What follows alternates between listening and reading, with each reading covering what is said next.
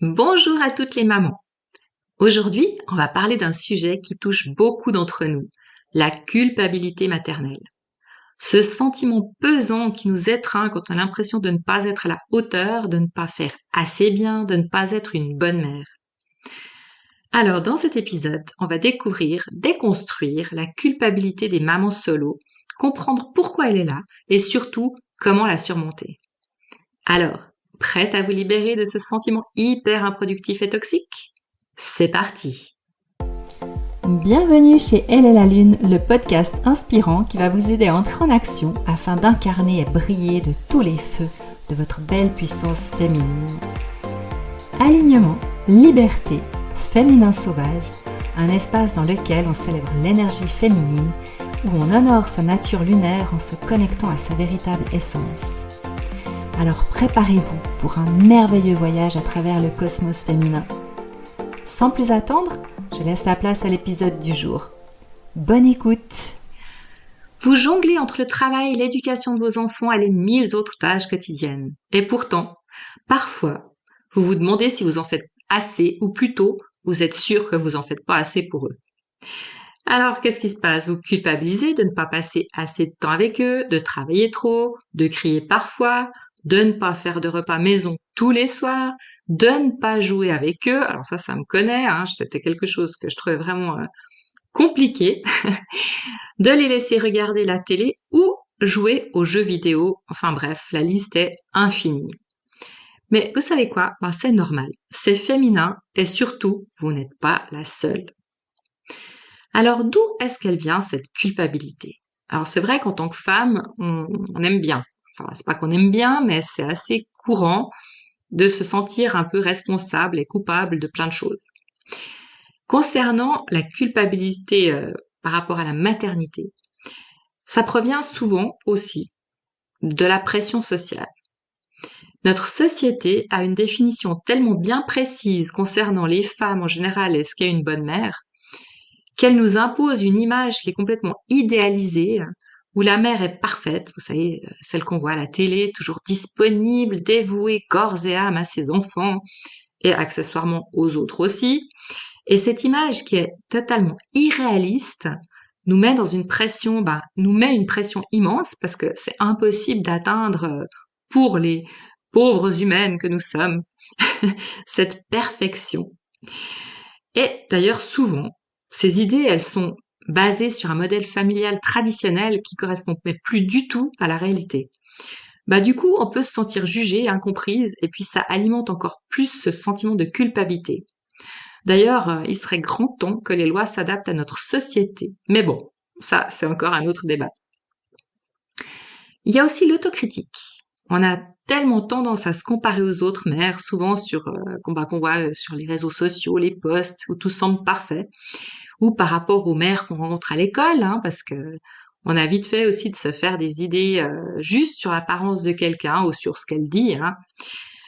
On se compare aussi souvent à nos amis. Et puis surtout, on se juge sévèrement et on se culpabilise de pas être aussi bien qu'elle. Ah, ce fameux manque de confiance en soi. Évidemment, il y a aussi le perfectionnisme. On est souvent très perfectionniste, surtout quand il s'agit de nous-mêmes. On veut tout faire parfaitement, être la mère parfaite pour nos enfants. Mais vous savez quoi? Je vais vous dire un truc. La perfection, ça n'existe pas. Et vouloir l'atteindre, ça nous mène inévitablement à la déception et à la culpabilité. Encore elle. Il y a aussi nos propres blessures d'enfance, la relation qu'on avait avec notre propre mère qui peut influencer notre façon de vivre la maternité. Si on a vécu des moments difficiles avec elle, on peut avoir peur de reproduire le même schéma avec nos enfants. Et puis on culpabilise au moindre faux pas. Puis alors les faux pas, il faut encore pouvoir les repérer parce que ça c'est notre mental qui nous joue souvent des tours. Il y a un paramètre aussi important, c'est la gestion du temps. En tant que maman solo, on court tout le temps, entre le travail, les tâches ménagères, les activités des enfants, les courses, les rendez-vous médicaux, scolaires, et j'en passe. C'est difficile de tout gérer. Et puis cette course perpétuelle, ça peut vraiment donner le sentiment de ne pas consacrer assez de temps à nos enfants, ce qui génère, de la culpabilité, encore elle. Ajoutez à cela, pour celles qui osent, si vous trouvez un peu de temps pour vous en ayant des activités sans enfants, là, ça devient carrément invivable et puis c'est complètement toxique parce que du coup, ça en rajoute encore une couche. Mais il y a encore un autre paramètre qui est quand même énorme. Enfin, peut-être que je dis ça parce que je me suis souvent sentie concernée par ça. C'est l'absence du père. Parce que ce soit suite à un décès, une séparation ou une absence volontaire, quand le père n'est pas présent, on se contente même plus de vouloir être une superwoman, mais on veut en plus devenir un superman. Juste histoire de donner un papa à nos chérubins. C'est quand même terrible. Le sentiment de devoir combler cette absence, ça nous donne une charge émotionnelle qui est tellement importante, ça peut vraiment nous conduire au burn-out. Alors franchement, dit comme ça, est-ce que vous n'avez pas l'impression qu'on s'en demande un petit peu trop? Franchement, moi je pense qu'on souhaiterait pas ça à notre pire ennemi. Pour la petite histoire, j'ai 2 enfants, une fille de 25 ans et un fils de 27 ans que j'ai élevé seul. Mon ex-mari était un homme violent et alcoolique, bon il l'est toujours. J'ai demandé le divorce alors que nos enfants étaient âgés de 4 et 6 ans. Et comme c'est un vrai pervers narcissique, ça a été certifié par les médecins, il n'a pas arrêté de nous harceler pendant les 20 dernières années. Le dernier combat, la dernière fois que je me suis trouvée avec lui au tribunal, c'était il n'y a pas plus tard que 6 mois en arrière. Alors c'est vous dire si j'en connais un rayon au niveau des relations toxiques. Et puis ça explique aussi pourquoi j'ai demandé à la Lune, mon activité de coach et d'hypnothérapeute pour femmes. Parce que j'ai vécu tellement de ces choses et comme je m'en suis sortie, mon idée c'était vraiment d'accompagner les femmes à se sortir plus rapidement que moi de ces situations. Pour en revenir aux enfants, j'ai passé mon temps à culpabiliser de ne pas être toute la liste de ce qu'on a cité avant. Mais ce que je disais tout à l'heure et ce que je crois, c'est que ce qui m'attristait le plus, c'était de ne pas avoir su donner un papa à mes enfants. D'ailleurs, c'était une plaisanterie avec mes collègues. Elle m'avait même fait une carte pour Noël avec l'image d'un monsieur très dévêtu, avec un bonnet de Père Noël sur la tête. Et puis elle me disait, voilà, pour Noël, on t'a demandé un super papa pour tes enfants et accessoirement un bel homme pour toi. Bon, ça n'a pas marché, mais bon, même avec leur bonne volonté. Donc, plaisanterie mise à part, avec le recul, je me suis en fait rendu compte que j'avais eu un certain nombre d'opportunités de reconstruire une famille avec un homme aimant. Mais j'étais tellement détruite par mon ex-mari que je parvenais pas du tout à croire qu'un homme pouvait être simplement gentil, respectueux et surtout qu'un homme ne pouvait pas aimer les enfants parce que j'ai eu cet exemple, j'avais eu des amis aussi qui avaient eu cet exemple-là, donc voilà, mes croyances limitantes de l'époque. Et si aujourd'hui j'ai un regret, c'est vraiment celui d'avoir perdu mon temps à me battre contre mon ex plutôt que d'avoir effectué tout de suite un travail de développement personnel pour reprendre confiance en moi et en la vie. Alors bien sûr, ce travail, je l'ai fait par la suite. J'ai fait du chamanisme, j'ai fait des méditations, j'ai fait plein de choses, surtout dans le monde ésotérique, mais médiumnité, tout ça, et ça m'a apporté énormément de choses. Et puis, suite de ça, je me suis dit, si tu veux avoir une activité et aider des femmes, trouve quelque chose qui soit un peu plus terre à terre. C'est pour ça que j'ai fait ma formation en coaching de vie et puis en hypnothérapie. Mais voilà, ça a été fait, je dirais bien quelques années. J'avais 34 ans quand j'ai demandé le divorce et j'ai commencé à m'intéresser à tout ça. J'en avais déjà 36, 37. Bon, vous me direz, c'était que 2-3 ans d'attente, mais avec le recul, je me dis que c'était quand même trop. Donc tout ça, c'est quand même un sujet que je travaille aussi avec mes clientes. Et puis, il y a quelques années, lorsque mes enfants ont quitté le nid familial, je leur ai parlé de ce sentiment que j'avais, de regret, de pas leur avoir offert un papa idéal, etc. Et puis à ce moment-là, ils ont été vraiment adorables. Et puis ils m'ont vraiment rassurée sur ce point et sur tous les autres en fait. Ce jour-là, parce que j'ai osé communiquer avec eux et puis leur expliquer en fait ce que je ressentais, la tristesse que je traînais avec moi depuis si longtemps, ils m'ont remercié pour tout ce que j'avais fait et pour ce que je fais encore, bien évidemment, pour eux. De ma manière d'être toujours là pour eux, de les protéger du monde extérieur, parce que j'étais vraiment une tigresse, hein, il fallait pas qu'on s'approche d'eux, parce que voilà, Superwoman et puis Superman en même temps, hein. Et puis surtout, ils m'ont remercié de leur avoir donné tout mon amour, de leur donner tout mon amour, d'être là, d'être présente. Et mon fils m'a même dit un truc. Il m'a même dit que peu de femmes auraient survécu à tout ce que j'avais vécu pour eux. Et puis, ça m'a tellement émue. Et puis, en fait, je leur ai répondu ce qui était la totale vérité, c'est que sans eux, certainement que j'aurais jamais tenu de cette manière, eu cette force de me battre, de combattre et de poursuivre notre vie et de leur offrir des voyages. Et on a vraiment partagé plein de choses et c'était merveilleux. Et je sais pas si certainement on a tous une force en nous, mais je pense que les enfants, ils décuplent cette force. Hein, c'est un peu la louve qui protège ses louveteaux. Alors, s'il vous plaît, n'hésitez pas à parler à vos enfants de vos craintes, de votre fatigue. N'oubliez pas non plus que votre cycle menstruel joue un rôle hyper important dans votre état, tant physique qu'émotionnel, hein. Ces sacrées hormones. Vous pouvez dire à vos enfants que pendant quelques jours, vous serez pas au mieux de votre forme. Et si vous avez une fille, c'est peut-être le bon moment de lui parler de la féminité et de ses bons côtés, hein. Vous n'allez pas lui faire peur, s'il vous plaît, hein. Et si vous avez du mal à trouver les bons côtés de votre cycle menstruel, alors n'hésitez pas à télécharger mon e-book. Et oui, j'ai écrit un e-book sur le cycle féminin, sur les archétypes féminins, sur les 4 saisons qu'on vit en un mois. Cet e-book s'appelle Toutes les femmes que nous sommes et il traite justement de tout ça. Vous pouvez le trouver sur mon site, hein, j'ai demandé à la lune.ch. Il est au prix de 14 francs. Il y a un mandala lunaire à imprimer, il y a des tableaux à imprimer aussi pour suivre chaque jour votre cycle, vos émotions et pour pouvoir vraiment vous approprier votre cycle. Et puis, il y a plein de trucs et astuces aussi pour vous donner des solutions quand vous êtes dans des périodes où vous êtes fatigué, hein, en préovulation ou prémenstruelle, en période prémenstruelle ou période de règles. Il y a plein de trucs et astuces pour savoir comment gérer tout ça au mieux et pour en profiter aussi. Voilà, parenthèse est fermée. Mais revenons à nos moutons et rassurez-vous, parce qu'il est tout à fait possible de surmonter ce sentiment de culpabilité. Et on va voir ça tout de suite. Restez avec moi. Donc la première étape, c'est vraiment de prendre conscience des pensées négatives et culpabilisantes qui nous traversent l'esprit. Ça, c'est vraiment la première chose. Et une fois que vous avez pris conscience de cette petite voix intérieure qui va vous chuchoter des horreurs à l'oreille, vous pouvez les questionner. Et surtout, ça va vous permettre de les relativiser.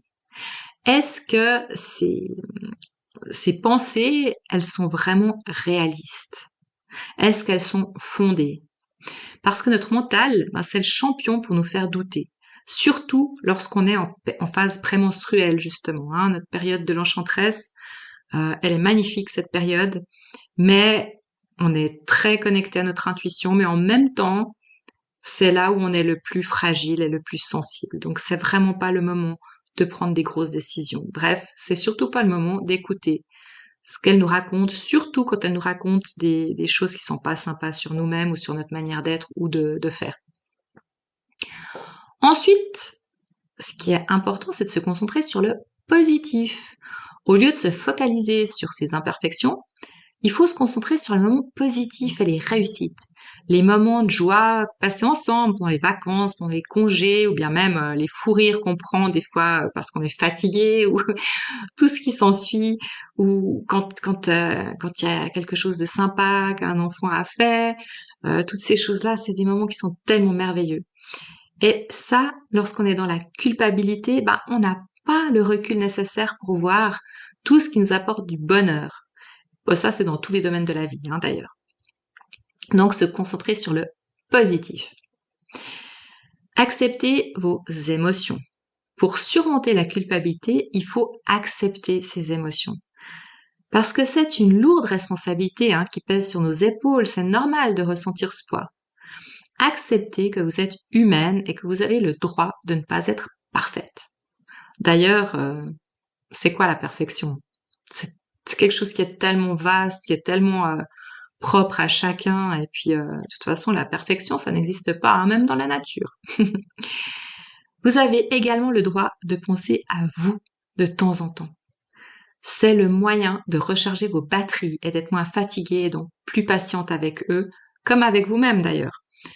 J'aime bien utiliser la métaphore des masques à oxygène dans l'avion. Si vous êtes dans un avion et que tout d'un coup il y a une perte de pressurisation de la cabine et que vous avez les masques à oxygène qui sortent, la première chose à faire, c'est de mettre le masque sur votre nez, sur votre bouche.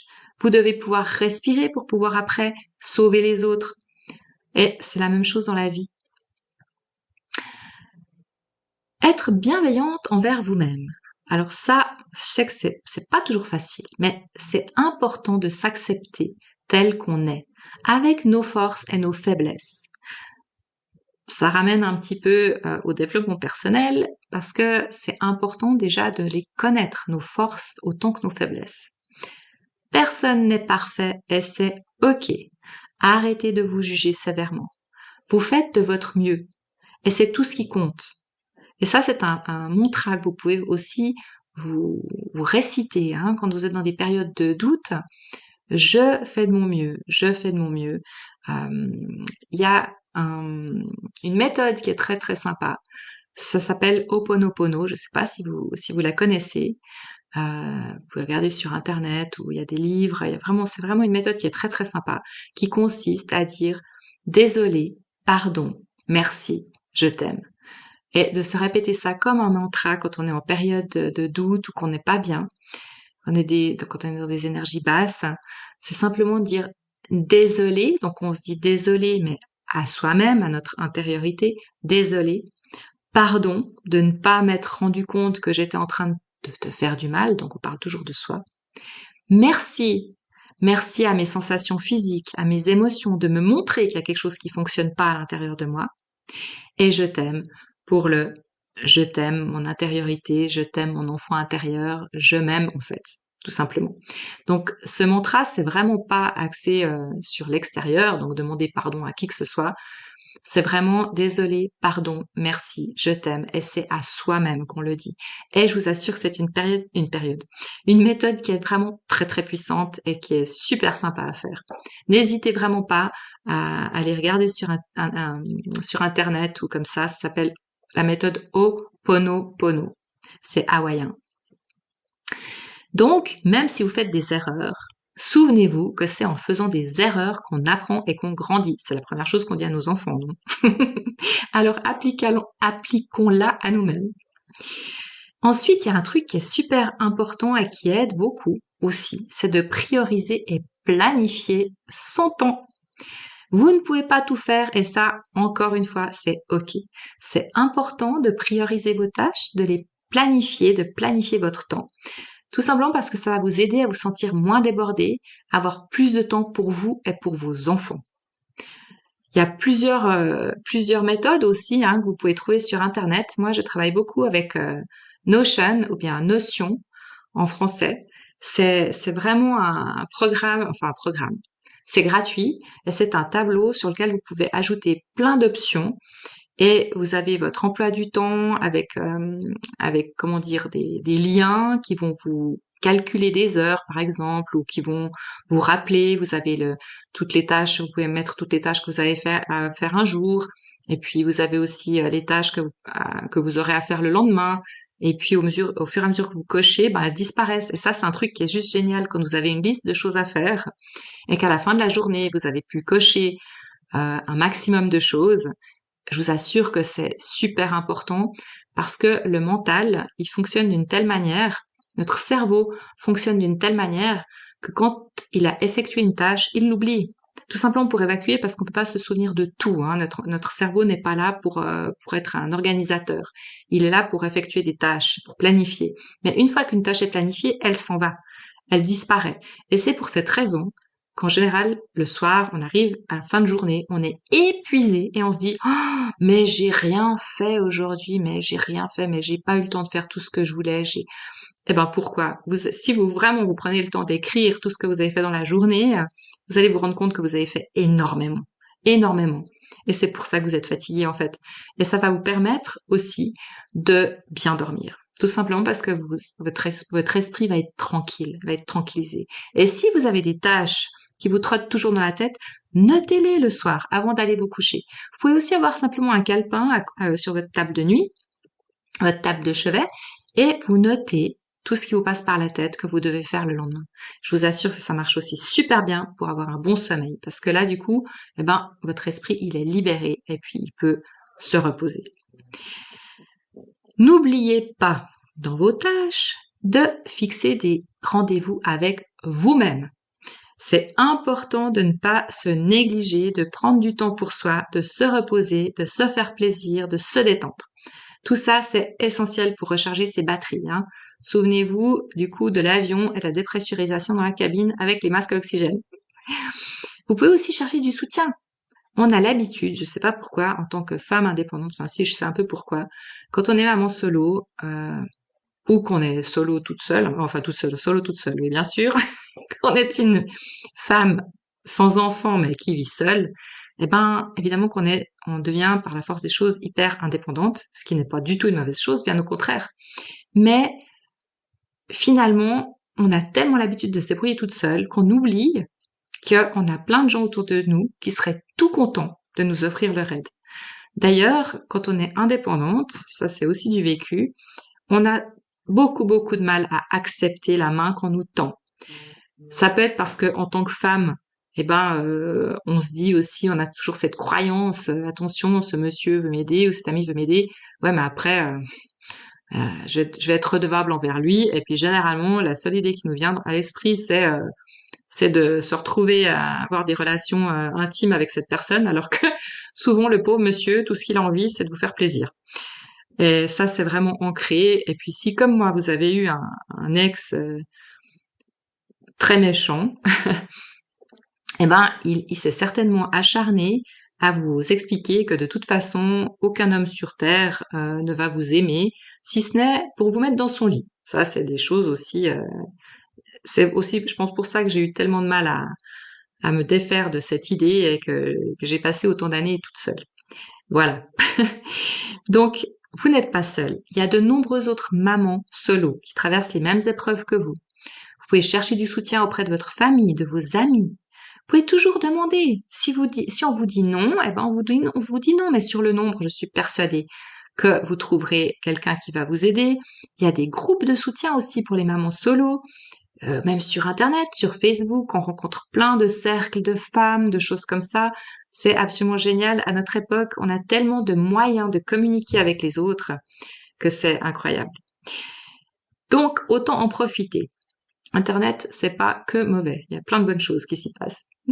Vous pouvez aussi, bien sûr, consulter un professionnel si vous vous sentez débordé par vos émotions. Là, je vais prêcher pour ma paroisse. L'hypnose, le coaching sont très efficaces pour cela. Et petit clin d'œil pour vous, je fais également des séances en ligne pour vous simplifier la vie. Donc, pas de déplacement. La séance a lieu directement depuis chez vous, sur la plateforme Zoom. Et c'est vraiment super pratique et très très sympa parce que on se voit, on parle, on échange et puis c'est très très puissant aussi comme méthode. Ça évite, et puis bon, avec nos plannings surchargés, c'est vraiment une très chouette méthode. Ensuite, tous les parents font des erreurs et j'ai bien dit parents, j'ai pas dit maman. C'est normal, c'est humain, il n'y a pas de mère ni de père parfait. On en revient à ce fameux mot de la perfection. Je crois qu'il faut vraiment que je l'efface, que j'en trouve un autre pour en échange. Ce qui compte le plus pour nos enfants, et n'oubliez jamais ça, c'est qu'on les aime. Ils ont besoin qu'on les aime, qu'on soit là pour eux. Même si c'est pas toute la journée, même si c'est pas à 300%. D'ailleurs, ça serait pas juste parce qu'ils ont aussi besoin d'apprendre l'indépendance, l'autonomie surtout. L'indépendance, c'est plus tard. Mais ils ont aussi besoin d'apprendre l'autonomie, de sentir qu'on a confiance en eux aussi pour les tâches, de pas tout le temps être sur leur dos, de leur donner des petites responsabilités, de les responsabiliser surtout. Ça, c'est quelque chose qu'on doit vraiment faire. C'est important. Leur apprendre le non aussi. On n'est pas toujours disponible pour eux. Combien de fois est-ce qu'on voit dans les magasins ou dehors des enfants qui piquent des crises épouvantables? Tout ça parce que les parents ont juste osé leur dire non. Ça, c'est un truc. Alors c'est facile peut-être au début, hein, quand ils sont petits, de dire toujours oui, t'es merveilleux, tout va bien, t'es la 7e merveille du monde. Mais après, ça devient des vrais petits tyrans. Et ça, je pense que vous l'avez aussi déjà constaté autour de vous. Donc, l'amour qu'on a pour eux et l'attention qu'on a pour eux, c'est illimité. Parce que même quand on travaille, on pense à eux, on a toujours notre téléphone qui est ouvert, qui est prêt, qui est disponible. Tout le monde est au courant qu'on a des enfants, que si le téléphone sonne et qu'ils ont besoin de nous, on sera là. Donc, aujourd'hui, on a toujours des téléphones sur soi. Ils en ont souvent avec eux aussi déjà très jeunes. Alors on peut bloquer aussi les téléphones, hein, leur donner un téléphone qui ne soit que pour les communications, où il y ait le numéro de maman qui est affiché, qui est enregistré, ou des grands-parents, ou des personnes qui sont importantes pour leur sécurité. Donc, on est disponible pour eux, toujours, même si on pense le contraire. C'est vrai que c'est souvent notre mental, encore une fois, nos croyances, qui nous mettent ça dans la tête, mais franchement, on fait tout ce qu'on peut. Et ça, c'est ce qui est le plus important. Et puis, il y a aussi un point qui est important, c'est que la culpabilité, ça nous rend pas meilleurs. Hein. Au contraire, ça nous empêche d'être pleinement présente et heureuse avec nos enfants. Parce que quand on est avec eux et puis qu'on culpabilise, forcément que notre esprit, il est tout à fait ailleurs et puis notre taux vibratoire est très bas. Donc, on peut pas apporter le meilleur de nous-mêmes quand on vit dans la culpabilité, dans les regrets, dans les remords ou dans le passé. Hein. Ça aussi, le passé, c'est quelque chose qui nous traîne en arrière. Voilà. Alors, on arrive à la fin de cet épisode. J'espère que vous avez trouvé ici des pistes pour apaiser ce sentiment de culpabilité. Rappelez-vous que vous êtes des super mamans. Vous faites un travail incroyable. Alors la prochaine fois que la culpabilité pointe le bout de son nez, respirez profondément et rappelez-vous de ces conseils. Vous êtes une maman incroyable et vos enfants vous aiment tel que vous êtes. Rappelez-vous, personne n'est parfait. Chaque situation familiale est unique. Les enfants n'ont pas besoin de parents parfaits, mais de parents qui les aiment et qui font de leur mieux. Et n'oubliez surtout pas de prendre soin de vous aussi, car vous aussi, vous le méritez. Ne faites pas la même erreur que moi. Reprenez confiance en vous et en la vie. Ouvrez-vous à de nouvelles rencontres. J'ai entendu tellement souvent des mamans solo dire qu'elles seraient prêtes à refaire leur vie avec un homme quand les enfants seront grands. Mais c'est quoi cette aberration? Encore une fois, nos enfants, ils préfèrent voir une maman épanouie qu'une maman triste et solitaire. Juste un dernier détail, pour moi qui a eu beaucoup d'importance. Mon fils, quand il était âgé de 8 ans, un soir quand j'allais le border, il m'a dit « Maman, tu sais, moi j'aimerais bien que tu restes pas toute seule. » Et je disais « Mais waouh, ça m'a touchée en plein cœur. » Mais bien sûr, je l'ai pas cru. Hein. Et puis quand j'en ai parlé à la psychologue, elle m'a dit que ce petit bonhomme, il me disait simplement qu'il voulait pas assumer le rôle de l'homme de la famille. Imaginez-vous à 8 ans, alors que jamais je l'ai éduqué dans ce sens d'être ne pleure pas, t'es un garçon et ce genre de choses. De même que je l'ai pas fait avec ma fille non plus, de dire ne pleure pas, c'est des gamineries, etc. Ça, j'ai jamais fait. Je les ai toujours laissé exprimer leurs émotions. Enfin, pas toujours, parce qu'il y a des fois où j'étais très fatiguée aussi, en colère et tout ça, mais en tout cas, je leur ai jamais dit qu'ils avaient pas le droit de pleurer ou ce genre de choses. Donc, j'ai trouvé assez incroyable qu'ils se disent à 8 ans qu'il était déjà investi du rôle d'homme de la famille parce que son père n'était plus là. J'ai trouvé ça tellement incroyable. Alors moi, je vous assure qu'ils comprennent beaucoup plus de choses qu'on veut le croire. Il suffit de leur expliquer avec des mots simples, avec bienveillance. Voilà, alors un grand merci à toutes les mamans qui se battent jour après jour pour offrir le meilleur à leurs enfants. Vous êtes des super magiciennes, ne l'oubliez jamais. Merci d'avoir été avec moi aujourd'hui.